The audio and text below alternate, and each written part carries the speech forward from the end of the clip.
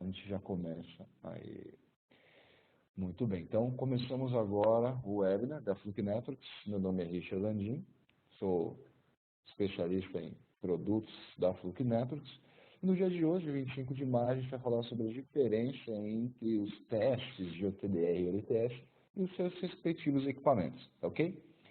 Fica então já o convite para o próximo dia 22 de junho, o nosso próximo webinar sobre Power over Ethernet e as implicações na certificação, tá ok? Então, o pessoal tem muita dúvida aí do que foi lançado já de norma nova dentro das normas tanto ISO quanto TIA sobre a questão do Power over Ethernet e como isso se aplica à certificação, tá ok? Nós vamos seguir agora com esse tema. Na nossa agenda, fazer, como sempre, a parte introdutória, né, a parte onde a gente fala da Fluke, os padrões e normas, né, tendências de mercado, relatórios de OTDR versus do LTS. Então, dessa vez, o nosso webinar ele vai ficar ao contrário. Então, eu vou começar pelos certificadores e vou de trás para frente, explicando as tecnologias. Vou tentar fazer dessa forma, vamos ver se fica mais didático. Como é que funciona cada um deles, né? Falar depois do Smart Loop e as tais perdas negativas que o pessoal ainda me pergunta, ainda tem dúvidas quando encontra a perda negativa, o que faz. Explicação mais detalhada sobre os relatórios e promoções, o que tem de promoção vigente aí, tá ok? Vamos lá, então a Fluke do Brasil fica no Brasil, então a gente tem uma sede própria aqui da Fluke do Brasil, localizada no Senesp. A gente fica no bloco G é esse bloco aqui no meio dos blocos, lá no Centro Empresarial de São Paulo. Para quem não sabe, isso aqui é a Marginal Pinheiros, finalzinho da Marginal Pinheiros, essa ponte é João Dias, ok? Então a gente tem a estrutura de vendas, marketing, suporte aos clientes e a distribuição, e também o nosso estoque, todos aí, só que o estoque fica no outro bloco, um galpão maior. Site da Fluke Networks. Bom, pelo menos agora eu tenho recebido menos indicações de problema. Acho que esse mês eu recebi só um cliente que infelizmente estava tentando localizar equipamentos da Fluke Networks no site fluke.com. Fluke.com é a empresa que fabrica multímetros e amperímetros. Fluke Networks é uma outra empresa do grupo, fabricante dos equipamentos de teste e medição para a rede de TI, a parte de infraestrutura de telecomunicações. Tá ok? Muito bem, então essa é a identidade visual, esse é o nosso site, não só amarelinho, mas também essa parte azulada.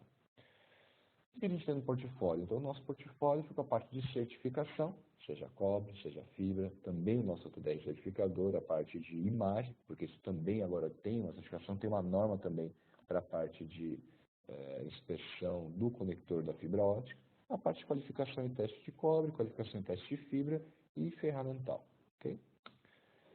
Muito bem.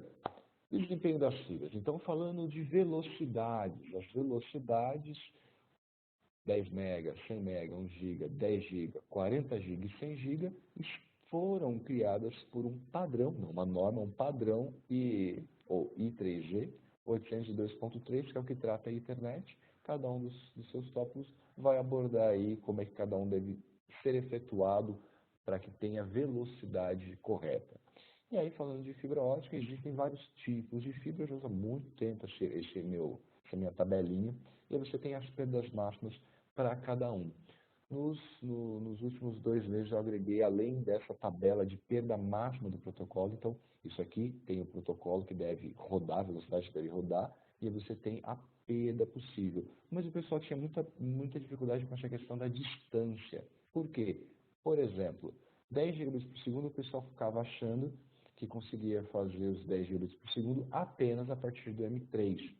Isso é só um meio que eu enchei de colocar na melhor prática, melhor custo-benefício entre os comprimentos. Mas fica melhor com essa tabelinha da TIA. Então aqui a gente tem as velocidades de 10 GB, mas aqui você vê que tem em diferentes GBits. Então esse valor aqui, base SR, base LX, base LRM, isso aqui são as GBits que você vai comprar, ok? Então, por exemplo, na 10 GB base SR, essa é a GBIC mais barata para o multimodo. E deve estar custando aí no mercado mais ou menos $20, o que chega no Brasil uns R$200. E, por exemplo, essa LRM aqui de laser, consigo aplicar ela também nas outras fibras, por exemplo, até 10 GB em um M2, 220 metros pela TIA. Só que quanto que custa, por exemplo, essa de 10 GB LRM? a long range, né, que vai operar com laser. Ela custa, sai, né, dos $19, desculpa, $19, $20 mais ou menos, para 119, quase $120, chegando a um custo aqui no Brasil, pelo que eu dei dando uma olhada, R$ 1.250. Então é muito mais caro. Então não compensa muito. Tem também a tabelinha aqui da ISO, então na ISO 11.801, existe também a tabela aqui, como vocês podem ver, seguindo aqui a linha dos 10 GB, a gente consegue operar aqui 82 com a standard, 82 metros, 150 com a otimizada, mas a gente também consegue na OL1. Então, a OL1 também dá para operar os 10 GB, 33 metros. Poxa, eu já vi gente fornecendo essas fibras, uma licitação, tem uma licitação, quero comprar cabos de fibra ótica para 10 GB. E aí recebeu essa fibra 62,5. E aí, dá para fazer alguma coisa? Dá para fazer alguma coisa. Dentro do próprio data center, dá para fazer esses links em 62,5 funcionando a 10 GB com o GBIC SR. Poxa, não, infelizmente esse cliente recebeu essa fibra, mal especificou que os seus links mínimos deviam ter no mínimo ali 170 metros. Na verdade, a distância máxima dele seria 170 metros, ele devia então licitar que o comprimento mínimo deveria ser 170, 180, talvez 200 metros até, porque ele teria certeza de receber o quê? Uma fibra M3. Por quê? Para a fibra M3, ela é a única que consegue operar acima dos 200 metros para os 10 GB SR. Então tem que ter muito cuidado com o que você pede. Então você pode receber aquilo que você não está esperando, sem especificar muito bonitinho. Então tem diferença entre velocidades, aplicações e normas. Espero poder esclarecer um pouco mais para vocês hoje. Então as normas, para quem quiser comprar, 11.801, a última versão de outubro de 2015, a TIA outubro de 2016, a ABNT 14.565, a última revisão em novembro de 2013. Então você vai ter que revisitar essa norma até poder incluir o que saiu de novo aí, tanto da ISO quanto da TIA, para a gente poder adequar a norma. Em todas elas, na parte de fibra, Tier 1, que é o nível 1 de certificação, ele é obrigatório. E o Tier 2, o nível 2, ele é opcional, tá ok? Mas o que é Tier 1? Para não falar o tempo todo que a Fluke está dizendo, que a Fluke está falando, eu peguei essa apresentação da Bixi. Na Bixi, quem estava apresentando isso aqui, se não me falha a memória, é um rapaz da AFL. E aí ele bota aqui um slide, tá lá, isso aqui está público lá na Bixi, todas as matérias da Bixi ficam públicas, né? Elas ficam desassociadas aos fabricantes. Cada fabricante tem uma chance de poder expor um tema de comum acordo entre os fabricantes, e ele da AFL, se não me falha a memória, ele ficou com esse tema para explicar aí a questão do PON. Então, essa é uma apresentação sobre PON, mas que tinha dúvidas também como que faz para certificar uma rede PON. Segue as mesmas premissas de infraestrutura, por exemplo, de Tier 1. Tier 1, então, obrigatoriamente tem que haver a inspeção visual, tem que estar tudo ok, não pode ter curvaturas excessivas, tem que fazer o teste de power meter, então aquele teste de perda e potência, tomando luz, faça uma referência com essa referência definida nessa perda. E aí tem que ter o cálculo da norma, a gente chama de budget, né, da norma, é o termo que a gente usa, e a gente tem que verificar se isso está com uma margem positiva. Então, valor do limite da norma, valor de teste, menos o valor da norma, tem que dar um valor positivo. Se der um valor negativo, e aí então a fibra está reprovada. Deve-se usar o método A, ou referência de um jumper, como a gente tem costumado chamar, até porque esse método, na época da norma, ele era método A, depois ele virou método B, e agora voltou a ser método A. Sei lá se algum dia alguém vai mudar. Nunca mudou o nome, é parte de referência de um jumper, é a mesma coisa, tá? Aqui depois as dicas que ele dá com relação a monomodo apenas, mas para o multimodo não se aplica, então subsistemas devem ser, subsistemas que não sejam de ponta, né, de tomada, devem ser testados no comprimento de onda de operação, normalmente 1310 para o monomodo, 850 para o multimodo. Já os backbone, você precisa testar os dois comprimentos de onda, ok? Na ISO, ele fala que você tem que testar isso bidirecionalmente. Na TIA, ainda, nessa revisão que teve, ainda é para fazer o teste unidirecionalmente. Então, numa direção apenas, você pode fazer o teste. Daqui a pouco, a expectativa é que ainda esse ano a TIA se adeque a ISO, e aí já passa também a ser um teste bidirecional. Então, esse é o Tier 1, a parte de inspeção visual, e o teste de Power Meter. Tier 2. Na mesma apresentação ele explica lá a diferença do Tier 2. Tier 2 você vai usar um OTDR, mas ele não é obrigatório, é opcional se você quiser fazer o Tier 2. Então o Tier 2 ele é opcional, quer fazer o Tier 2, vou ter que usar um OTDR. Mas ele não tira a obrigatoriedade do Power Meter. Então, muito diferente do que eu tenho visto no mercado, tem muita gente recebendo única e exclusivamente o teste de OTDR como sendo uma certificação de nível 2. Não é verdade. Então, certificação de nível 2, você tem que entregar tanto o Power Meter quanto o OTDR. Ok? Então, são dois tipos de relatório que você vai entregar.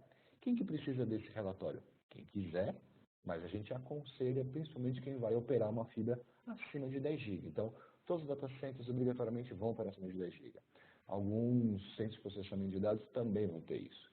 As empresas corporativas, pode ser que lá dentro da tua infraestrutura de servidores, mas ele precisa dessa infraestrutura de 10 GB. Mas, talvez, se ele tiver um ponto externo, alguma coisa, rodando ao GB, isso não vai ser um problema. Então, para links de 1 GB, não vai impactar muito. Para links de 10 GB, isso é extremamente importante, muito por conta das reflexões, ou o termo que a gente está colocando na norma, que é a parte de perda por retorno. Quanto de retorno eu tenho da minha luz? E aí, por conta dessa luz que está voltando, a gente chama isso de perda por retorno, ou perda de retorno, tá ok?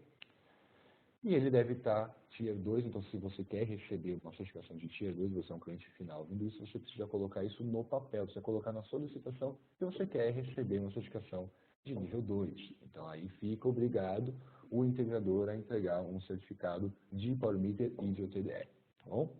Mas se não colocar, não é obrigatório, nas normas ele é opcional. E aí, como eu falei, eu vou começar do inverso. Então, eu vou começar mostrando os relatórios. Então, está aqui um relatório de Power Meter. Então, como a gente dá, né, o apelido aqui para o LTS, então o termo LTS, Optical Loss Test Set, então, conjunto de teste para perda ótica, a tradução aí que eu costumo utilizar, nela você tem esse tipo de relatório. Okay? Então, esse é um relatório de um equipamento da Fluke, chamado Certifiber, é o nome do nosso equipamento de LTS, mas uma certificação desse tipo tem que ter essas informações aqui. E aí, o que eu olho primeiro? Bom, o primeiro passo é se passa. Se não passa, eu nem preciso olhar, não preciso perder meu tempo, não passa. A menos que você seja a pessoa que precisa resolver problemas. Vamos lá. Então, passou. Legal. Próximo passo que eu vou olhar. Data da calibração. Quando que foi calibrado esse equipamento? Esse equipamento foi calibrado em 22 de março de 2013. Até que dia ele pode operar com essa calibração? Até o dia 21 de março de 2014. Ok? Então, no dia 22 de março de 2014, ele já não está mais válido. Venceu aí a certificação desse equipamento. Toda a certificação, por enquanto, 12 meses para sua calibração vencer. Próximo passo, se essa data de teste aconteceu dentro do limite da calibração. Óbvio. Próximo passo, tipo da fibra. Fibra aqui, no caso, uma fibra OM3 multimodo 50. Então, aqui eu estou avisando que eu estou utilizando uma fibra OM3 multimodo de 50. Para a parte de teste de LTS, perda, o que é importante? É importante a largura de banda. Então, se por acaso eu colocar aqui o tipo errado de fibra, a largura de banda modal vai ficar errada aqui. Consequentemente, toda essa parte de baixo aqui dos padrões de conformidade podem ou não aparecer, tá ok? Então, se eu coloco aqui esse tipo de nomenclatura, obviamente eu não vou conseguir, por exemplo, uma rede de 40 GB. Por quê? Porque o M3, nesse comprimento de onda, nesses valores de perda, e principalmente com esse comprimento, eu não consigo operar nessa largura de banda para os 40 GB, por exemplo, tá ok? Então, preciso colocar aí o tipo de fibra correto. Próximo passo, data e hora da referência. Então, a referência foi definida quando? Ela foi definida 11/4/2013, meia-noite e 14. E depois do teste? Meia-noite e 16. Ok, então a referência foi antes do teste. Eu já peguei casos assim, onde o pessoal esquece de fazer referência, faz todos os testes, aí faz a referência depois de todos os testes e salva tudo. Aí o cliente vê que tem uma referência, mas esquece de ver o quê? Que a hora, a data de início da referência é inferior à data de teste. e sim posterior. Se ela é posterior, então todo o excesso que você está fazendo aqui não tem nada a ver com essa referência, tá ok? Então, muito cuidado aí. Próximo passo, se é um jumper. E, obrigatoriamente, se é um jumper, o que tem que haver? Tem a ver a parte da referência. Então, no multimodo, a gente tem uma referência que a gente espera não encontrar valores o quê? Superiores a menos 24,5 decibéis.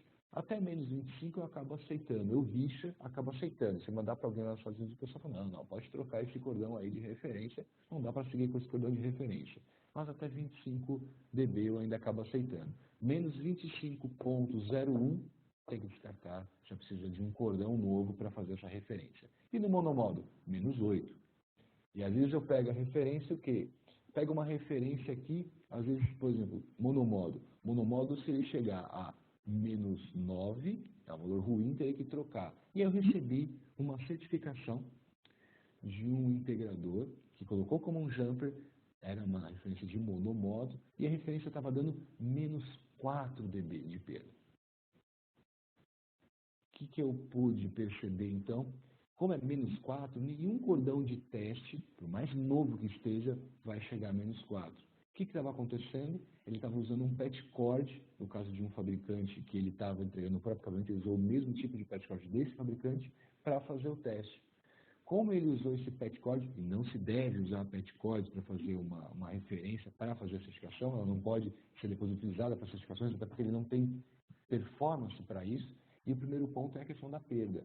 E aí, como ele tinha essa referência de menos 4, todos os testes deles falhavam por menos 2, menos 3.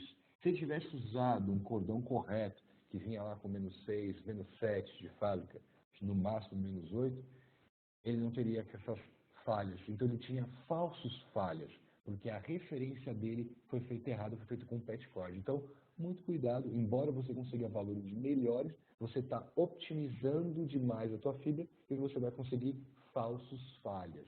Se você continuar com uma fibra que tiver com valores inferiores a esse, valores de menos 25, menos esses valores piores, né? Aí você vai ter falsos passos. Então tem que ter muito cuidado com esses valores, ele está dentro desse range aí, ok? Próximo, o do OTDR. Então, esse é um relatório de OTDR. A gente vê que ele tem muito mais informação do que um teste de Power Meter. Então, voltando, está aqui o teste de Power Meter, uma informação muito básica, apenas o quê? Qual que foi o valor de perda? Qual que é o valor de comprimento? Se passa ou se falha. Então, o valor aqui de limite 1,86, 1,6 dB, um menos o outro, imagem positiva. O comprimento limite máximo da norma pela TIA de 2 km, então ele está inferior. Ok? O limite está aqui, ó, 2 km. Então ele vai passar. Na parte do TDR, não. Na parte do TDR você tem um mapa, por exemplo, da sua infraestrutura. Por quê? Porque o TDR tem essa capacidade de descobrir as coisas. Então você tem um equipamento só de um lado, faz o teste por reflectometria, por reflexões da luz, quantidade de luz, tempo da luz que faz você voltar, você tem esses mapas construídos. Então ele descobre o que tem na fibra. Na parte do LTS, você precisa, você precisa avisar para ele que você tem cordão ligado a quantos conectores, quantas fusões, ele não descobre para você. Tá ok? Vamos lá. Primeiro passo, vamos olhar se passa. Segundo passo, como é que está a calibração? 1 de dezembro de 2011. Quando que foi feito esse teste? Opa, 2016. Tenho pego muito equipamento de teste, principalmente do TDR, que estão descalibrados. Às vezes 3 anos, às vezes 2 anos, mas está descalibrado. Então, a mesma analogia que eu faço com relação à carteira de habilitação. Se você é parado pela polícia numa blitz, e você entrega a sua carteira de habilitação e ela está vencida. Adianta argumentar que você é a mesma pessoa, que você continua sabendo dirigir, mas que os valores, a forma como você dirige é a mesma. Não adianta, o documento está vencido. Você precisa provar que você está em condições e aí você tem um tempo de expiração da sua carteira de habilitação. A mesma coisa acontece com um teste de OTDR, com um teste de Power Meter ou com o de cobre. Existe uma data de calibração. E essa de calibração tem que estar em dia. Então não pode extrapolar os 12 meses. No máximo, podia fazer o teste até o dia 30 de novembro de 2012. Tá ok? Vamos lá. Próximo passo. Tipo do cabo. Então, aqui eu coloquei um cabo M3. Por que é importante colocar o tipo certo de cabo no OTDR? Ele não vai descobrir o que tem nas coisas? Sim, mas é importante por causa do coeficiente. Agora não mais agulha de banda modal, como no LTS, para as aplicações, mas agora para a parte de coeficiente de dispersão posterior. Por quê? Isso aqui é o que diz a velocidade da fibra. Ele precisa, então, porque a hora que ele faz o teste, ele manda uma luz e vai receber essa luz de volta. Se ele não sabe a velocidade, não tem como ele calcular com os tempos recebidos os comprimentos. Então, ele depende dessa informação correta da velocidade da fibra para que ele possa fazer as contas e calcular o valor do comprimento, tá ok? Então, os valores aí de comprimento vão ser impactados por essa questão da dispersão posterior, ok? Próximo passo, data da compensação. Então, num OTDR, a gente não faz referência, a gente faz compensação. A gente tem que colocar, então, nossas fibras de teste para compensar. Que tipo de compensação? Sugiro sempre fazer lançamento mais final, tá ok? Então, faz sempre a compensação, como a gente pode ver aqui, a hora e data de calibração são inferiores à data do teste, beleza, maravilha. E aí depois eu tenho aqui lançamento mais final. Vou explicar mais para frente por que do lançamento mais final, mas para quem tem um OTDR, aí, uma nova versão do OTDR, o OptiFiber Pro da Fluke, o nome do equipamento da Fluke, vocês já conseguem fazer o teste bidirecional. Richa, não consegui fazer um teste bidirecional. Atualiza o primeiro firmware, não conseguiu, entre em contato comigo, tá ok? Já está em todo o equipamento da Feneversive de OTDR, o OptiFiber, é capaz de gerar o teste de forma bidirecional. Mas tem jeito de fazer isso. Quando você faz um teste de forma bidirecional, o que está acontecendo? Você vê aqui que do lado esquerdo, ele mostra aqui um mapa da média bidirecional dos eventos. Então, você vê aqui valores para esses eventos. Na parte de baixo, você tem a tabela de eventos, valores de perda, coeficientes, afetância e tudo mais. E do lado direito, então, isso aqui é um relatório de 2 páginas. Então, eu quebrei aqui as 2 páginas para ficar na mesma tela, mas é a mesma certificação em 2 páginas. Você tem o TDR lado 1 e o TDR do lado 2. Então, eu testei essa fibra por um lado e depois testei essa fibra pelo outro lado. Então, vamos chamar esse primeiro conector de A e o segundo conector de B. No teste de final 1, esse é o A e esse é o B. Não está aqui nessa tela, abrindo o link, abrindo os resultados, eu peguei os dados, então 0.18 deu o teste quando eu testei pelo lado 1 conector A, então como na imagem, o equipamento ligando, entrando pelo A e saindo pelo B, o valor de perda no conector A deu 0.18, tá ok? De perda. No ponto B, a conexão deu um valor negativo de menos 0,2. Então, 0,02 negativos, um ganho. Poxa, tem como ter um ganho de forma passiva na fibra? Difícil, né? Isso é o que a gente chama de milagre, né? Porque de forma passiva, como é que você está acrescentando luz? Testei pelo lado 2, então agora eu estou invertendo esse equipamento como na imagem aqui, né? Estou colocando o equipamento na parte de cima, estou testando então entrando na fibra B, saindo pela fibra A. Ok? Então, fibra B agora e depois a fibra A, valor da fibra B, 0,16. Valor da fibra A, menos 0,04. E às vezes o pessoal esbarra aqui e acha primeiro, acha que aqui na perda negativa tem algum problema, que tem problemas de conexão, problemas, enfim, diversos. Isso pode acontecer no meio da fibra. O que está acontecendo? Está acontecendo que você tem velocidades diferentes. Se você pegar uma bobina de fibra ótica, ou seja, o mesmo lote, a mesma fibra, e você fizer a fusão de uma extremidade da bobina com a outra extremidade da bobina, você vai ter diferentes coeficientes de dispersão. Então, vai dar uma perda positiva ou negativa dependendo do lado que você inseriu o teste. Então, tem diferença mesmo numa fibra do mesma bobina de teste. Então, não tem muito como fugir disso. A forma de você fazer, a forma correta de descobrir os valores corretos de perda de cada conexão é testando dos dois lados. Por quê? Quando você testa dos dois lados, você tem os dois testes, os dois valores. Em qualquer outro TDR, você pode pegar esses dados, colocar no software desse fabricante e ele vai falar para você qual que é o valor médio. Mas, infelizmente, se você faz isso, você saiu de campo com, às vezes, valores falha. Inclusive, então, se você tivesse um valor aqui muito alto nesse ponto A no teste 1 ou no ponto B no teste 2, você podia ter um falso falha, você podia ter um valor aí acima de 0,75, que é o valor da norma, e aí você podia achar que está ruim, fica perdendo tempo limpando, polindo, trocando, quando não é isso que está acontecendo. Quando você testa com o Optifiber da Fluke, Optifiber Pro, aí você consegue ter o quê? A média bidirecional, que é o quê? Pega o ponto A de um lado e do outro, então aqui o ponto 18 com o menos 0,4 negativos, soma, divide por 2 e você tem um valor de 0,7. A mesma coisa para o ponto B. Então pega o ponto B, menos 0,2 e ponto 16, soma, divide por 2 e você tem um 0,7. Então pode ver aqui do lado direito que a perda no conector A e conector B é de 0,07. Ainda bem que eu acertei na parte da matemática. Bom, a Mariana me mandou uma pergunta, pede diferença de patchcord e cordão.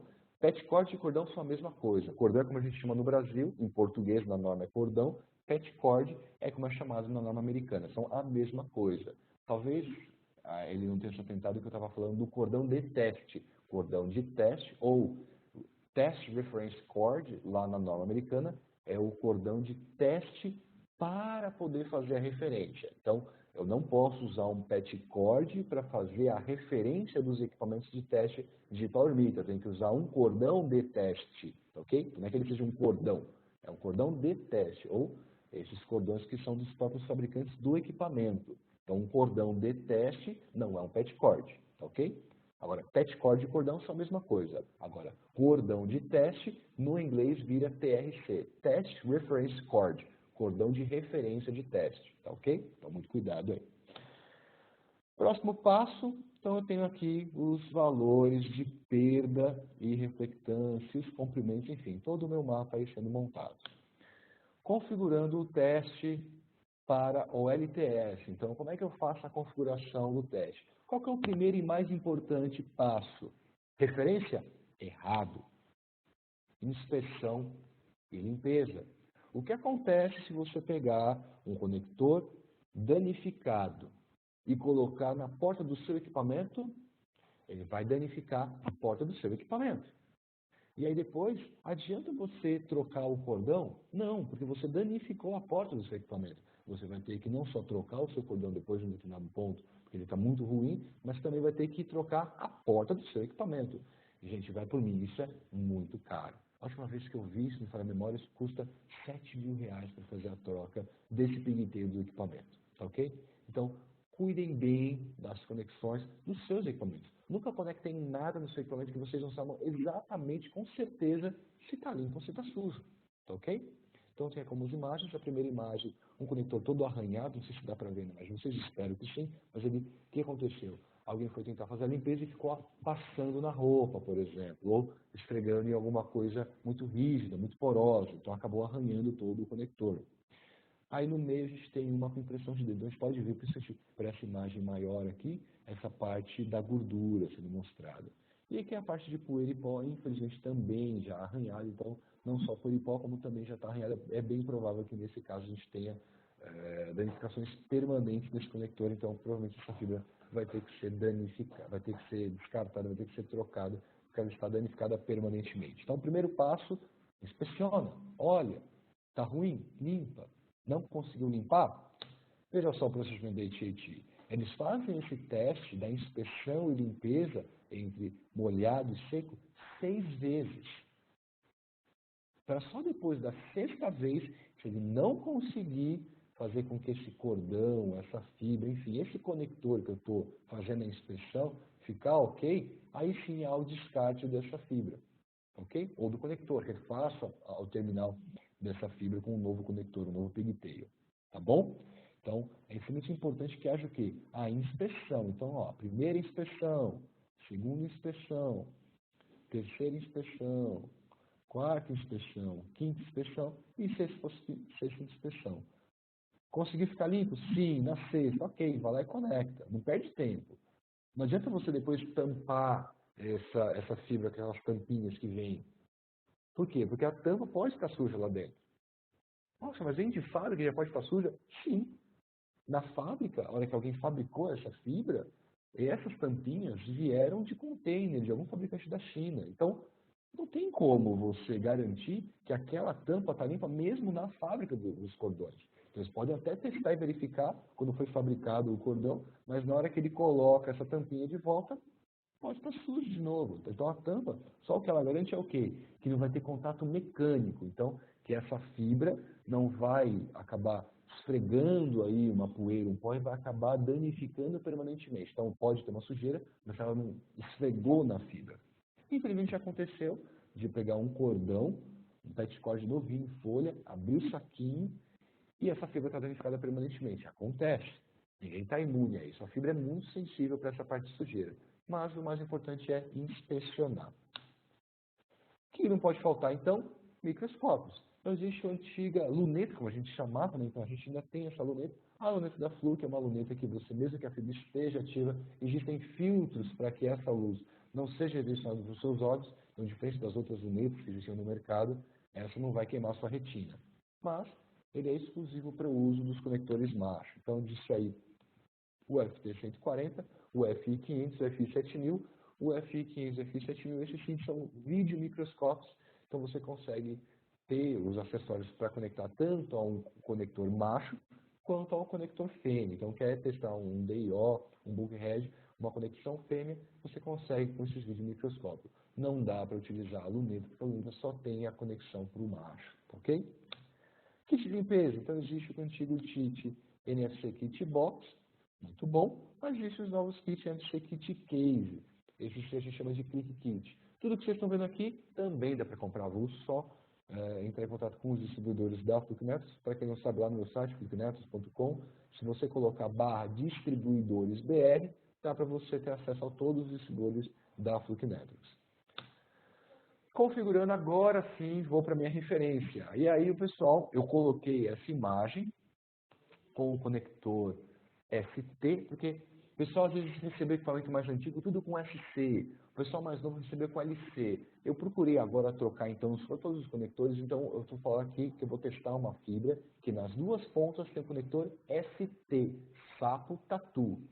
Se eu tenho nas duas pontas dessa fibra um ST, o que eu tenho que fazer? Então eu ligo essas fibras que são híbridas, SC numa ponta, ST na outra, e faço a referência. Errado. Não é assim que você deve fazer. Ok? O jeito certo de fazer a referência de um jumper, sempre fazer a referência de um jumper, é ligando apenas um cordão direto ao outro. E aí notem que é o seguinte, a porta da saída sempre é da direita no Certified ou nos nossos equipamentos na parte do DTX, o DTX MFM2, FFM2. Então você tem um cordão SC numa ponta na saída do equipamento onde você tem o Secret Flux. Então toda vez que eu vou usar o multimodo, não posso mais usar o mandril, por norma agora tem que usar o Secret Flux. Para quem tem os equipamentos da Fluke, é só comprar esse novo cordão, não tem que trocar nada. Para quem tem os equipamentos dos fabricantes que fabricavam em VCSEL, só um fabricante fez essa decisão. Não vou dizer que isso é ruim, né? Foi uma decisão que eles tomaram, eles usaram fontes em VCSEL, a gente está falando aqui da Ideal, infelizmente essas fontes não podem ser utilizadas mais para testes de ULTS. Para quem tem o equipamento, infelizmente, da Ideal, primeira opção, ligar lá para o Dennis e pedir para fazer a troca dessa fonte. Segunda opção, trade-in. Então, fazer a troca do equipamento, comprando um equipamento novo aí na modalidade de trade-in. Então, porta de saída, SC. Dá para trocar essa porta aqui? Não, essa porta de saída nunca troca, sempre SC. Depois, na outra ponta, na porta de entrada, que fica essa conexão aqui do meio, ele tem uma conexão ST. Então, precisa ter o quê? Um cordão que é numa ponta SC, na outra ponta ST. E esse conector aqui do meio tem que ser trocado. Por quê? Ora, ele pode ter vindo para você com SC, sapo casa, ou LC, laranja casa. Você vai ter que trocar, vai ter que comprar um conector aqui para trocar na porta da entrada para o ST. Ok? Se você vai testar o ST, então, de acordo com a conexão que você vai testar, essa conexão aqui tem que ser trocada e a fibra tem que bater com a mesma conexão. A mesma coisa no outro cordão vindo aqui do principal para o remoto, todo o remoto principal, saída SC, entrada ST. Ok? Na hora de fazer essa referência, de novo, quais são os valores? Não pode ultrapassar, segundo a Fluke, menos 24,5 ou 8 decibéis para o monomodo, tá ok? Passou para menos 25, troca. Passou para menos 9, troca. Depois, aí sim, fiz a minha referência, coloco o segundo cordão de teste e, se a referência foi definida, posso colocar o segundo teste e agora sim, tá ok? Eu acho. O próximo teste é testar esse segundo cordão. E aí, esse segundo cordão precisa ser testado, o valor de perda dele não pode extrapolar no multimodo 0.15, no monomodo 0.25. Então, as duas coisas que têm que acontecer. Referência, voltando. Então, para quem não anotou, pode anotar aí. Referência do multimodo.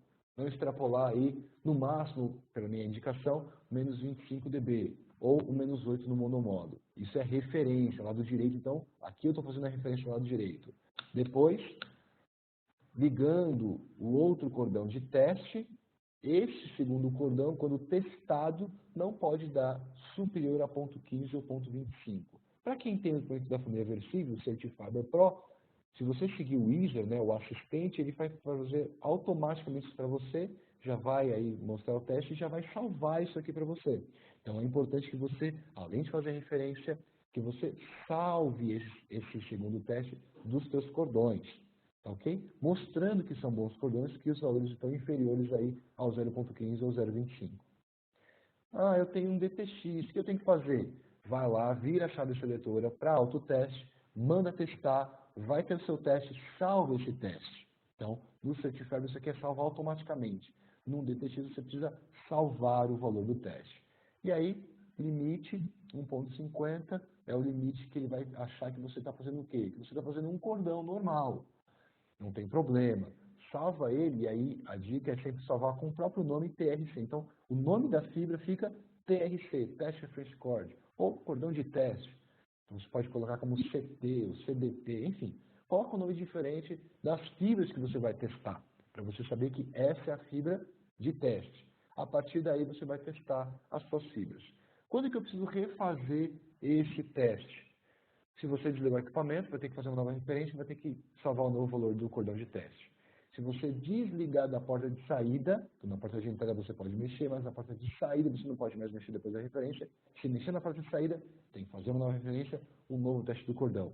E a indicação da Fluke é que a cada 100 testes, você também refaça o valor da sua referência, do seu TRC, porque durante 100 testes, ele já pode ter perdido um pouco a performance, principalmente se você não inspecionou e não limpou os conectores que você está testando, tá ok? Muito bem. E aí sim você vai testar. Então percebam que aqui você tinha o quê? Equipamento principal, do lado esquerdo, você tinha saída SC chegando para ST. Na entrada, ST para ST. Equipamento remoto, saída SC, e aí na outra ponta ST, na entrada ST para ST. E eu estou testando uma fibra que tem nas duas conexões, nas duas pontas, ST e ST. Ah, de um lado SC, de um lado LC. Se você só tem que entender o seguinte, a conexão que você vai testar tem que bater com a porta de entrada do seu equipamento, ok? E, obviamente, a mesma fibra tem que ter essa hibridez aí do tipo de teste que você vai ter, tá ok? Então, muito cuidado, principalmente na hora de fazer a referência, para não fazer a referência errada. Se você fizer a referência errada, então voltar aqui na referência errada, você está fazendo não aqui a referência de um jumper, você está fazendo a referência de 2 jumpers. E aí, um dos seus conectores não vai ser testado. Tá ok? Muito bem. Na prática, tem esse link aqui. Pela TIA, pela norma TIA, se a gente for colocar aqui para cada conexão, 0,75, fusão 0,30 e valor da fibra 3,5 dB por quilômetro. Assim que o equipamento de LTS faz os seus cálculos. Então você precisa avisar para o equipamento quais são todas as perdas, quais são todas as conexões que você tem, todas as fusões que você tem, você precisa avisar para ele quantas conexões, quantas fusões, e aí sim o equipamento vai calcular para você o valor total do budget. Então, nesse caso, se eu avisar para ele que eu tinha 4 conectores, 0,5 em cada um, nenhuma fusão, ele vai calcular o comprimento e vai dar que o limite para esse teste, o limite de norma em 850 nanômetros é de 4,05. Ok, 4,05 dB de perda. Se eu quisesse aplicar 10 GB base SR, eu consigo aplicar 10 GB com uma perda próxima de 4 dB? Então, se eu fizer o teste dessa configuração para esse link, eu vou ter um relatório de passa pela TIA. Mas o valor de teste pode ter dado, por exemplo, 4,04. Ele vai dar passa. Se der 4,06, já vai dar falha. 4,05 ainda é passa, tá? E aí, vai aparecer o 10 GB base SR naquela parte de baixo do meu relatório? Não, por quê? Porque para rodar 10 GB base SR eu preciso de 2,6 no máximo de perda. Eu preciso ter um valor inferior a 2,6. Bom, cassetes MPO, não é essa a forma que a gente deve construir. Então, aqui as duas dicas. Não só como faz o cálculo de budget, mas como que eu faço quando eu quero utilizar para MPO. Então, se eu vou usar uma fibra MPO, uma fibra Ribbon, né, uma fibra que tem 12 núcleos, no mínimo, na sua configuração, na sua construção, você vai usar esse tipo de cassete. A indicação é que você tem que usar isso como se fosse um conector só. Então, como se esse cassete, essa caixinha, fosse um acoplador. Então, aqui você tem metade da conexão com LC e a outra metade com MPO. É como se fosse um acoplador só, como se você estivesse ligando direto MPO com LC. Então, por norma, você pode configurar dessa maneira. Os fabricantes colocam que o valor máximo para esse cassete deles é de 0,50 normalmente. Mas, seguindo a norma, se eu fizer os cálculos agora com duas conexões apenas, mais essa fibra, eu chego a um valor de 2,55. Tá ok? Então, o cálculo de budget agora, fazendo com duas conexões e não mais quatro, que é a forma correta de se fazer com cassete MPU, fica de 2,55. Se eu fizer o teste e obter um valor de 2,56, ele vai ser reprovado na TIA. Tá ok? Ah, mas vai passar 10 GB? Sim. Por quê? Porque os 10 GB precisam de 2,6. 2,56 é inferior a 2,6, vai subir 10 GB. Mas a aplicação falhou na sua certificação. Tá ok? E se der se der menos do que 2,55,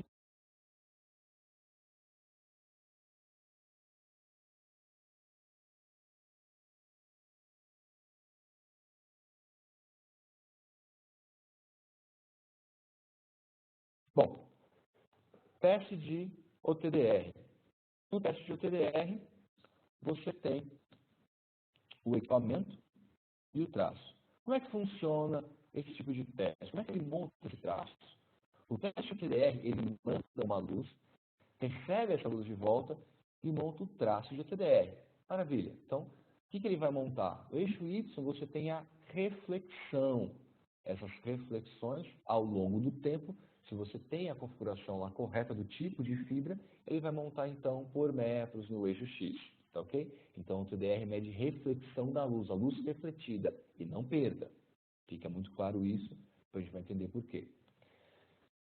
Configurar o teste para o TDR. Então, eu preciso fazer o quê? Eu preciso colocar a fibra de teste, lançamento mais final. Então, a tradução aqui não é fibra de rabo, fibra de final, que a gente vai utilizar. Então, faço essa configuração e faço a compensação. Como a gente chama, né, no teste TDR, chama de compensação dessa maneira aqui. Tá ok? Bom, para quem tem um OptiFiber da Fluke que vai fazer um teste em duas fibras, TX e RX, então fibras múltiplas, pode usar o Smart Loop. Depois eu vou mostrar no final como é que funciona o Smart Loop. Para quem não achar a função Smart Loop, basta atualizar o seu OptiFiber para a versão mais atual do firmware. Então, a partir acho que do 4.0, 4.1, você já tem o Smart Loop inserido. A gente atualmente está na versão 4.5 da família Versive, tá ok? Bom, por que a norma obriga o uso da fibra de lançamento e fibra de final? Bom, se você ligar direto a fibra ao seu equipamento, ele não vai conseguir fazer o quê? O cálculo da reflectância. Então, ele tem reflexão antes de uma conexão e reflexão depois de uma conexão. É assim que ele calcula o valor da perda. Então, como eu falei, todo o TDR não mede perda, ele calcula a perda. Tá ok? Se eu coloco só a fibra de lançamento, eu vou ter o valor de perda desse conector e não vou ter do último. Por quê? No último conector agora, eu não tenho qual que é o valor da reflexão depois da conexão. Se eu coloco uma fibra de final, aí sim eu tenho o delta, tanto antes, no meu primeiro conector, quanto lá no meu último conector. Então, eu preciso desses deltas, eu preciso então das fibras de teste, tanto no início quanto no final, para que eu tenha os valores dos dois conectores, senão não tenho o valor da perda total do meu link do meu teste OTDR. Tá ok? Isso é extremamente importante. Então, eu faço o meu traço OTDR. Poxa, não entendo esse traço OTDR, está falando que falha, mas por que falha? Bom, para quem tem um OptiFiber, está aqui a tradução, ele já mostra aqui para você um mapa gráfico dos eventos. Então, eu sei exatamente agora que em 104 metros eu tenho uma falha. Então, eu posso ir lá em 104 metros e verificar que a minha falha é uma fusão, eu tenho que refazer essa fusão. Essa fusão aqui está dando um valor de perda de 0,81. Poxa, como é que ele calculou o valor de perda? Valor, momento aqui, então, nesse traço, esse degrau aqui, que não tem reflexão, eu tenho o valor de reflexão antes, um valor de reflexão depois, não tenho pico de reflexão, então não é um conector, é uma fusão. Calcule, então, o valor de perda. Será que esse é o valor de perda real? Bom, pode ter valores diferentes se eu testar por um lado e pelo outro. Então, se você fizer o teste de forma bidirecional, você vai ter o valor mais preciso para a sua fibra. Então, o valor que você chegar vai ser um valor muito próximo ao valor do seu power meter. Mas, como eu falei, por norma, Tier 1, o power meter ele é obrigatório. Por quê? Porque ele sim calcula o valor da perda.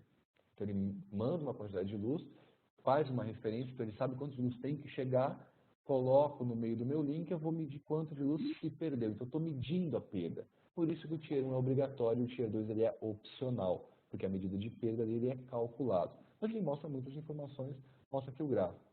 Outro ponto interessante, essa fibra que eu testei agora, que deu um valor de perda total de 2,01, se eu tivesse testado com LTS, ele daria?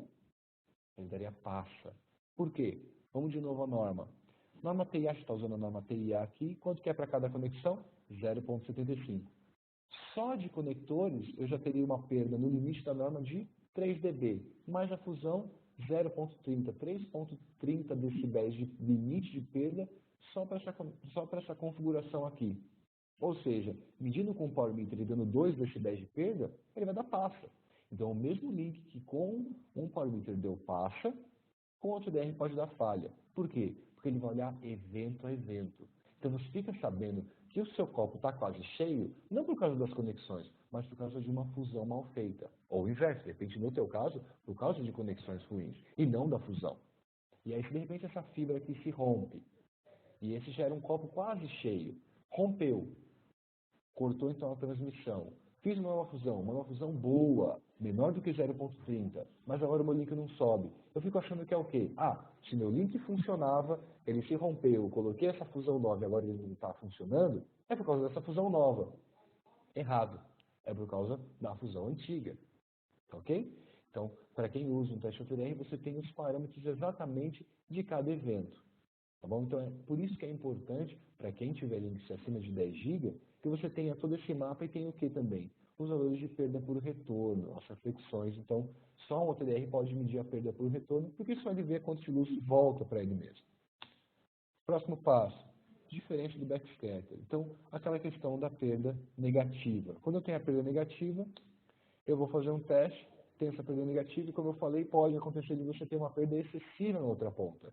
Poxa, tem que ir lá na outra ponta e tenho que refazer essa conexão, tem que tentar limpar, tem que polir, tem que fazer alguma coisa com essa ponta. Pode não ser verdade.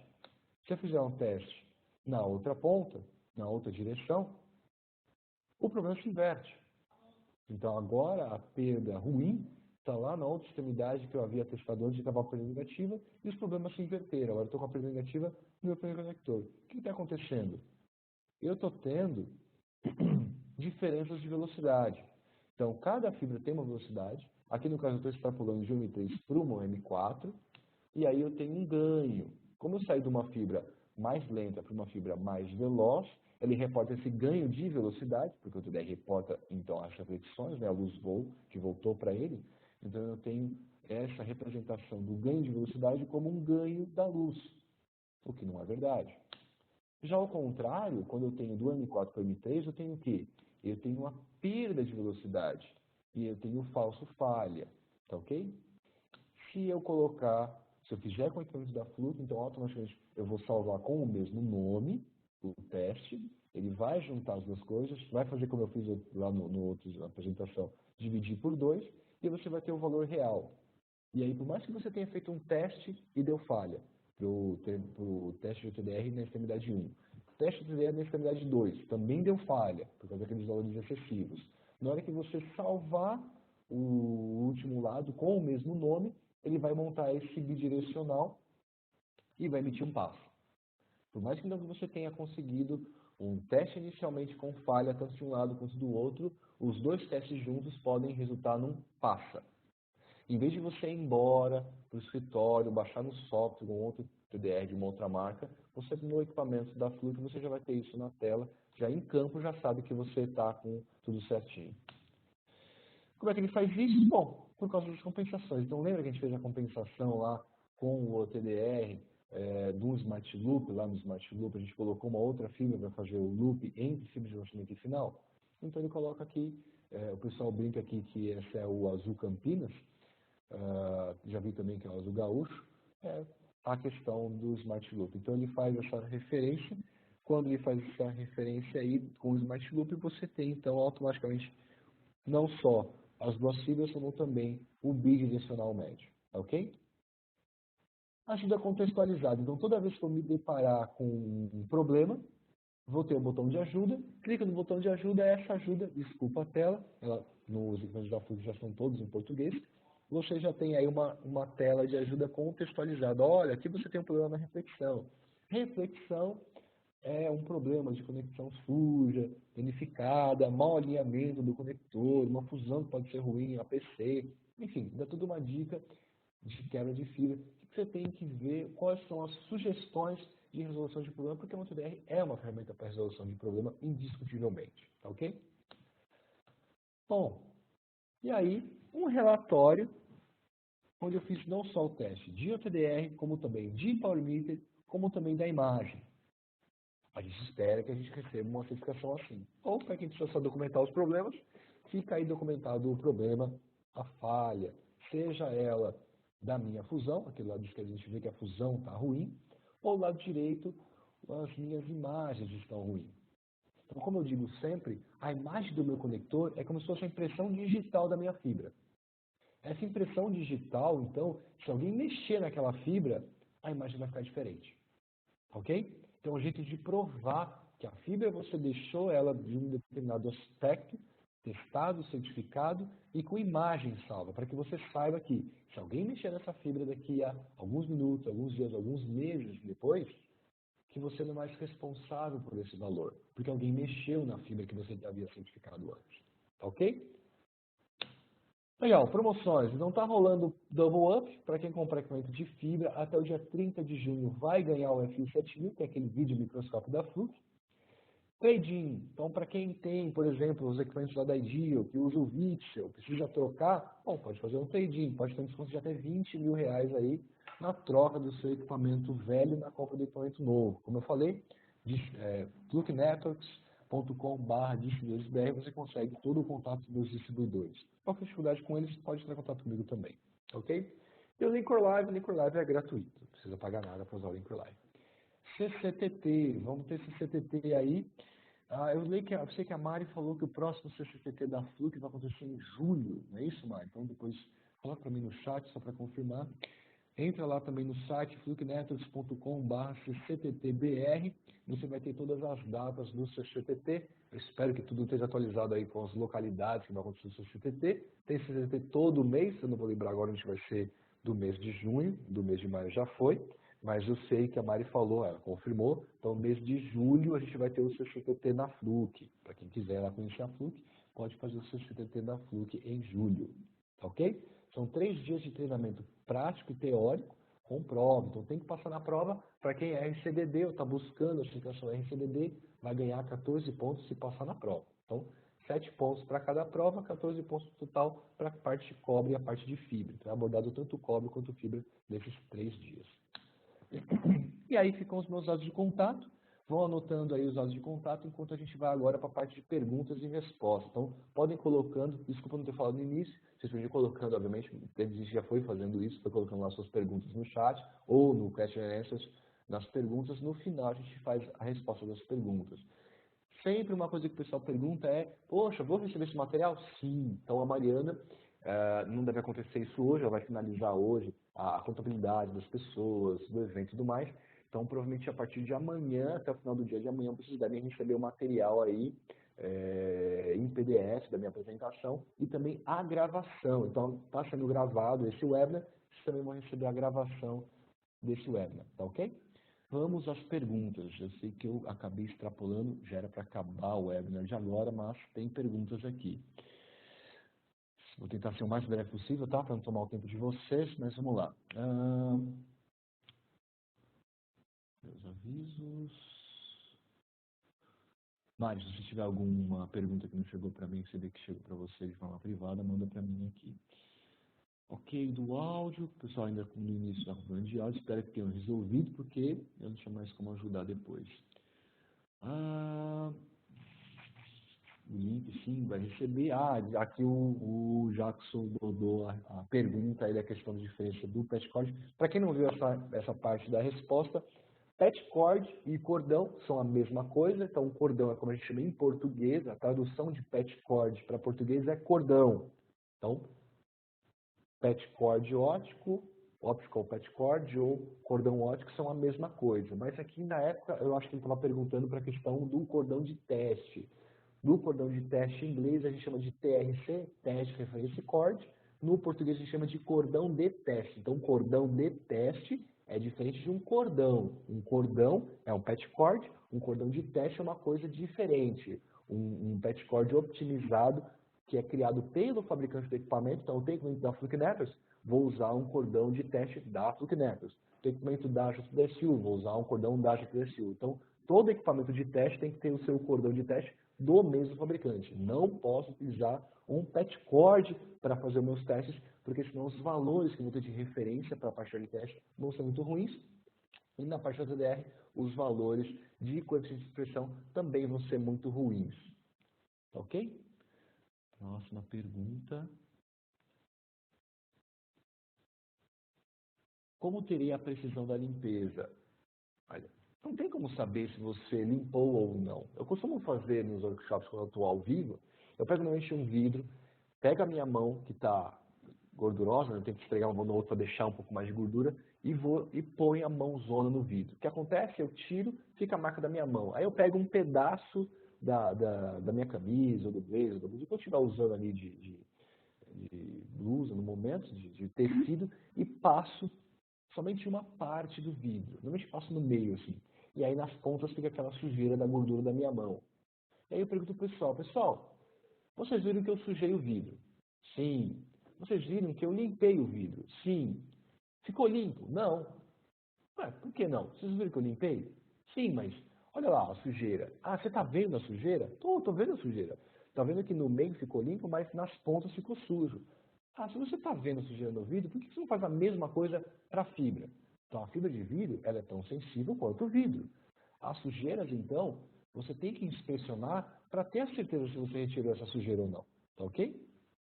Então, como é que eu vou ter precisão na minha limpeza? Inspecionando. Não tem segredo, tem que olhar com um videomicroscópio ou com a luneta como é que ficou a sua limpeza.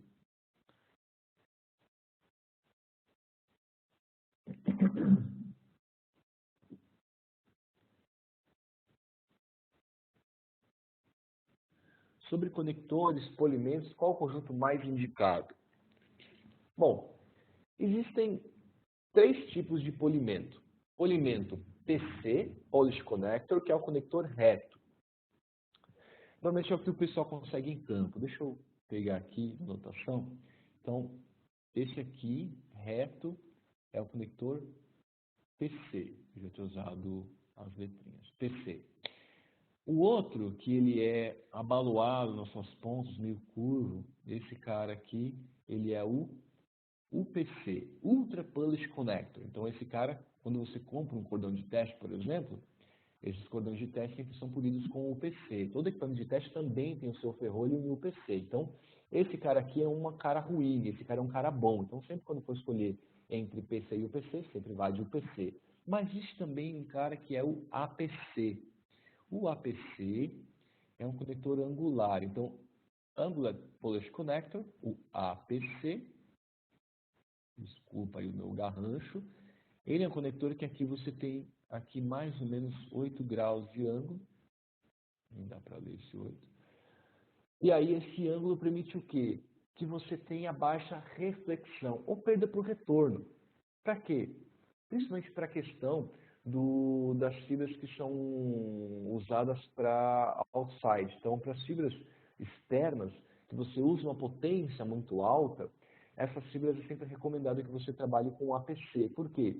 Quando você está lidando com distâncias muito altas, se você tiver uma perda por retorno muito alta, você vai perder pacote por conta da perda por retorno. Mas agora, recentemente, tem muito data center que opera nas velocidades de 40 e 100 GB, que tem migrado também para o APC dentro do NOC do data center para monomodo. Por quê? Primeiro, ele queria migrar do multimodo para o monomodo para ter uma largura de banda maior. Então, quando você implementa uma fibra multimodo OM4 na época, você não conseguia passar dos 100 GB.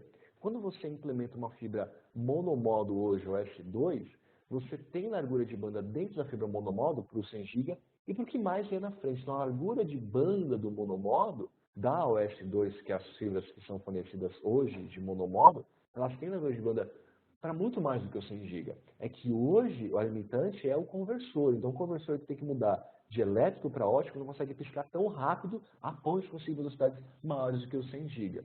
Ou daqui a pouco vão ter, e para quem tem já infraestrutura em monomodo, já vai conseguir implementar sem ter que trocar a infraestrutura. Só que aí, quando você usa essa infraestrutura monomodo, o pessoal estava tendo perda ótica por causa das reflexões. Então, aí o pessoal está migrando também nesses data centers para uma conexão APC, ok? Por exemplo, no MPO, quando você compra um conector MPO monomodo, normalmente ele é sempre em APC. Então ele já vem com um conector verdinho, sempre um APC, para que você já faça todos os seus testes em monomodo já em APC. Pode acontecer de você ter um conector MPO monomodo em UPC? Pode acontecer, é mais raro. Assim como você pode também ter o APC em multimodo, também é um pouco mais raro. Mas as duas coisas podem acontecer, mas o APC ele é o melhor conector para você ter instalado. Por quê? Porque além de ter um valor baixo de perda, ele também tem um valor baixo de retorno, perda por retorno. Então as duas perdas, perda na hora de passar a luz de um lado para o outro, quanto a perda que retorna, ele é muito baixo. Então o melhor dos conectores ele é o APC, mas ele também é mais caro e mais difícil de trabalhar na hora do teste. Então por isso que todos os testadores vêm com o PC. Quero testar uma fibra APC, o que eu tenho que fazer? No caso de ULTS, o Certifiber, eu tenho que ter uma fibra que numa ponta é o PC, na minha conexão, e na parte do teste que vai ligar minha fibra de teste, ou que na hora da referência vai ligar na porta de entrada do meu equipamento, ela tem que ser APC, tá ok?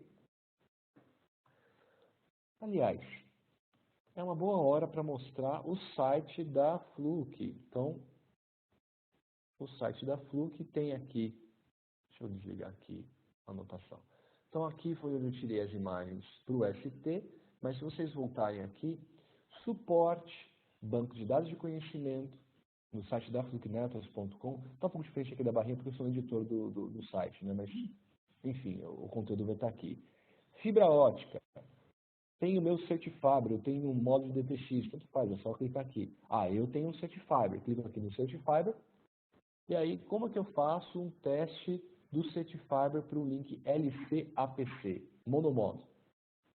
Clico aqui, e ele me ensina passo a passo como fazer a parte da referência. Então, olha lá, não é esse o jeito certo de fazer, tem que fazer um jumper. Então, olha lá, tá vendo? Ó, o conector ele é SC numa ponta, APC, LC, APC na outra. O conector aqui, então, LC. O outro também, SC para LC, APC. Aí depois eu solto, coloco outro cordão, testo. Se é monomodo, quanto que é o valor máximo? 0,25 aqui. Na minha referência, não podia passar de -8. Depois, ele salva, se eu tenho um certificado, então ele vai salvar os valores de teste. E aí sim eu posso testar meu link, que é o quê? LC-APC de um lado, LC-APC do outro. Ok? Muito bom. Vou voltar aqui para a apresentação. Beleza? Espero ter respondido aí sua pergunta. Caso se não, pode fazer de uma maneira diferente, se eu não entendi direito. Quanto às licenças lançadas pela norma TIA, caso o fabricante SP pode garantir que a licença possa ultrapassar pela norma? Sim, o fabricante pode fazer mais do que a norma, ele pode fazer menos. Então ninguém pode fazer menos do que a norma, ninguém pode ser mais fraco do que a norma. Mas mais forte, ou seja, eu tenho aqui uma SFP da Vago, da Cisco, que me garante com uma fibra M4 otimizada, que eu não tenha só 550 metros para fazer os 10 GB, que eu posso fazer isso em 700 metros. Ok, ele pode fazer isso, você não pode fazer menos do que isso, tá ok?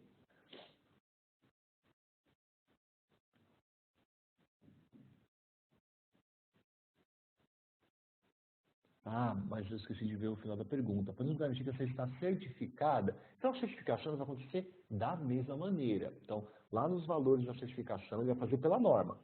Então, ele vai ver a questão do cumprimento da norma.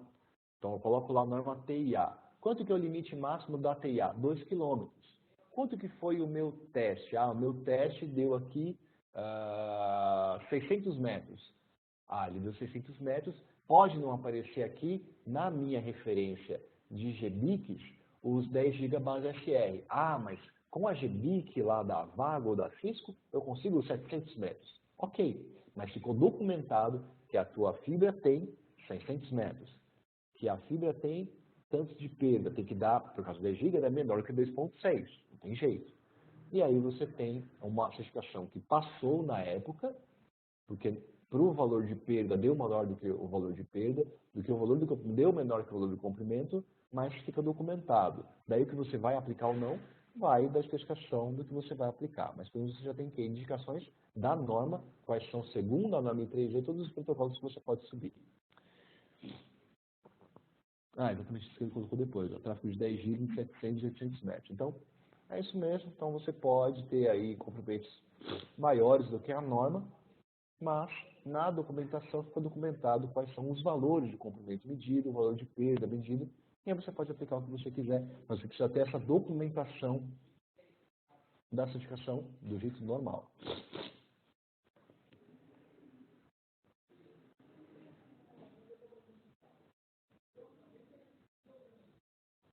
Qual as diferenças de frequência de fibra? Bom, fibra não tem frequência, a fibra tem comprimento de onda. Então, comprimento de onda é o que a gente chama lá nos testes de 850 nano, 1300 nano. O lambda, né? Ou seja, pensa assim, você tem uma solenoide de teste. Na hora que você tem o bit 0 e 1, você vai transmitindo isso num comprimento. Então, no ótico, você não consegue fazer frequência. A frequência em ótico seria a frequência de pulsos, né? Isso é o que dá velocidade. Mas a questão do nanômetro é como se fosse um filtro. Então, na hora que eu opero uma fibra em 850 nano, eu estou transmitindo essa luz num comprimento de onda que é como se fosse a cor da luz. Então, tanto é que para cada cor você tem um comprimento de onda diferente, mas a gente opera aí na TI com comprimentos de ondas de cores não visíveis. Então, por favor, não olhem para uma fibra ativa, vocês não vão ver nada e vocês ainda vão queimar a retina porque essa luz ela é forte, ela queima a retina, mas não tem nada para ser visto porque é uma luz infravermelha. Então está abaixo do espectro do vermelho, mas a gente chama isso de comprimento de onda, tá ok? Ah, se eu quero operar com uma rede PON. Uma rede PON, ela vai operar de forma modulada em vários comprimentos de onda. Então, você tem lá uma fibra que foi certificada tanto em 850 quanto em 1300. E na hora que você vai operar, você tem multiplexação do comprimento de onda. Então, você tem 850, 910, 940, 960, tudo dentro do mesmo espectro multimodo de 850 e 1300. A mesma coisa para o M5. O M5 também é uma fibra otimizada para vários comprimentos de onda dentro de uma mesma fibra, tá ok? Então a gente fala em comprimento de onda e não em frequência, tá ok? É importante na hora de comprar um power meter garantir que o power meter que você está comprando vai operar nos comprimentos de onda que você vai precisar. Nesse caso, em que deve prevalecer na certificação a norma TIA ou os exigências do fabricante? TIA. Então, a TIA é o que manda. Então, se você está certificando, você vai certificar pela TIA ou pela ISO ou pela BNT. Então, os valores estão dentro dos certificadores. No caso da PUC, a gente também já tem a BNT dentro dos certificadores, né? Mas sempre predomina a TIA. A menos que no contrato seja especificado que essa certificação deve ser por um protocolo. Aí, em vez de na certificação você colocar lá TIA e ISO, você coloca o protocolo. E aí, se você colocar o protocolo, ele vai olhar no padrão I3V, vai colocar, por exemplo, 10 GB. 10 GB eu vou colocar o tipo de fibra OM4 e necessariamente vai ver que aquela P do OM4 não pode ultrapassar o 2.6 e que no M4 não pode passar dos 550 metros. Passou desse comprimento, ele vai dar falha. Passou do 2.6, ele vai dar falha. Então, se falar que você tem que certificar uma fibra, então, se você tem que certificar essa fibra, eu estou contratando uma fibra certificada. Você vai fazer o padrão de teste ou pela TIA, ou pela ISO, ou pela BNT. Tem que ser o que a gente chama de norma-mãe. Esses valores podem não bater com as aplicações, mas você fez a certificação da fibra, você entrega essa certificação para a fibra. Por quê? Porque você não sabe o que vai rodar nela. Então, quando você entrega uma fibra nova, uma fibra crua, prontinha, novinha em folha, você não sabe o que pode ser aplicado ali.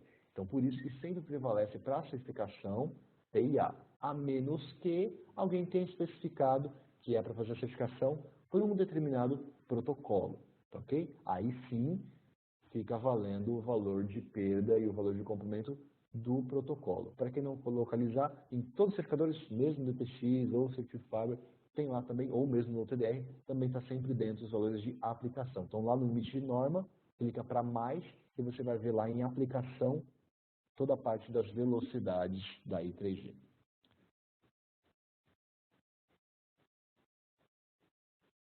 Com relação aos suplementos, é permitido utilizar um pigtail UPC com cordão PC? Sim, não tem problema. O problema é que você vai ter uma perda maior, mas usar não tem problema. Agora, será que essa perda maior vai implicar numa falha no meu sistema? Bom, aí você tem que testar, não tem jeito. Mas usar o PC com PC não tem problema não. Então a minha fibra é o PC, o meu cordão é PC, o PC, liga uma coisa a outra, vai ter problema? Não, não vai ter problema, mas se o valor tá bom, aí toda vez que você usar alguma conexão PC, você aumenta o valor da perda, porque ele é um polimento ruim. E aí você precisa testar para saber se esse polimento ruim está dentro do valor de norma. Se você for testar com TDR, ele não pode ultrapassar os 0,75. Ok? Então lá naquele evento, deu maior que 0,35, você sabe que é uma conexão entre UPC e PC, deu maior que 0,35, ele vai dar falha. Na hora de fazer o teste com o Power Meter, ele vai somar tudo e vai ver se a perda total, com todos os conectores, todas as fusões, todo o componente de onda, está dando excessivamente ao valor total do budget. Quais as diferenças de frequência da fibra? Bom, como posso saber qual frequência está operando aquela fibra? Então, como eu falei, a gente vai falar frequência, falar comprimento de onda, né? Como é que você sabe que aquela fibra está operando num determinado comprimento de onda? Primeiro jeito de saber é colocar um power meter. Então, se você tem um power meter, da Fluke Power Meter, ele tem todos os comprimentos de onda desde 850 até o 1620 nanômetros já calibrados nele, você coloca lá, ele vai falar para você automaticamente qual que é o comprimento de onda que está vindo. Poxa, não tem equipamento.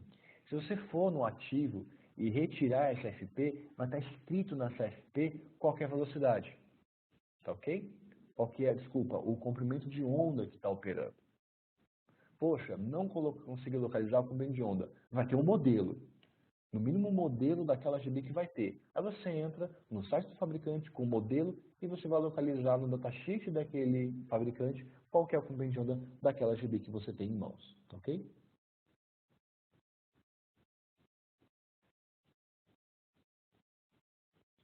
A olho nu no cabo, próprio cabo. Não, você não vai ver o comprimento de onda nunca no cabo. O comprimento de onda vai estar associado à questão da GBIC ou do testador, mas do ativo, então. A questão do tipo de fibra. Tipo de fibra, o M3, o M4, o M5, o M qualquer coisa, isso sim vai ter que estar escrito na fibra. Poxa, a fibra está enterrada, não sei qual que é a minha fibra. Se eu colocar o tipo de fibra errado aqui, o que vai acontecer? Bom, eu posso ter no OTDR comprimentos errados. A mesma coisa do comprimento também vai impactar no LTS, mas também a questão mais importante, a questão das velocidades dos protocolos podem vir errados. Então, se você não consegue saber qual que é o tipo de fibra, a sugestão minha, faz um teste com uma fibra que você saiba exatamente o comprimento. Então, pega um exemplo daquela fibra que você tem certeza do comprimento, faz um teste. Coloca lá, acha que é uma fibra M3 e faça o teste com M3. Vê se o comprimento bateu com o valor que você tinha de comprimento. Poxa, não bateu, deu um valor superior. Aí eu vou e coloco então uma fibra M4. Ah, beleza, agora bateu, tá ok?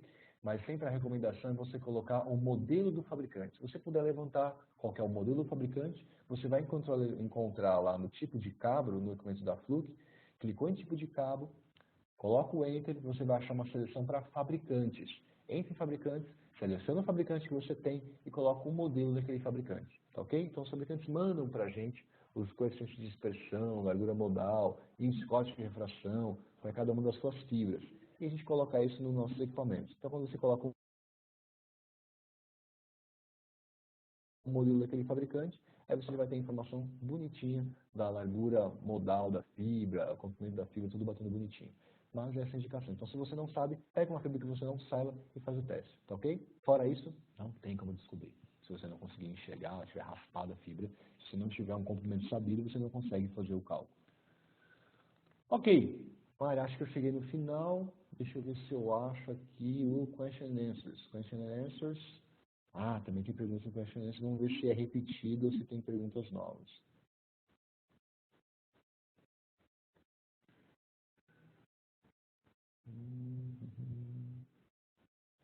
Problemas de conexão.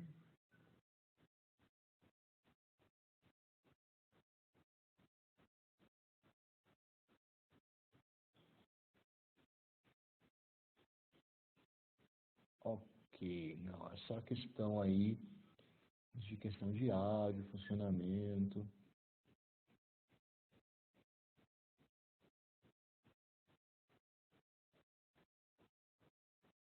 Ok. Bom, infelizmente parece que alguém não conseguiu ver a nosso webinar ao vivo, mas, como eu falei, vai receber todo o material gravado, também as perguntas aí e o material em PDF, tá bom? Pessoal, desculpa ter extrapolado, passamos aí 20 minutos do tempo estimado, mas obrigado por quem pôde ficar até o final, pôde participar principalmente. Espero vocês, então, no próximo dia 22 de junho, falando sobre a questão de certificação e o Power over Ethernet, o que isso tem a ver, tá ok? Pessoal, mais uma vez, obrigado e até a próxima.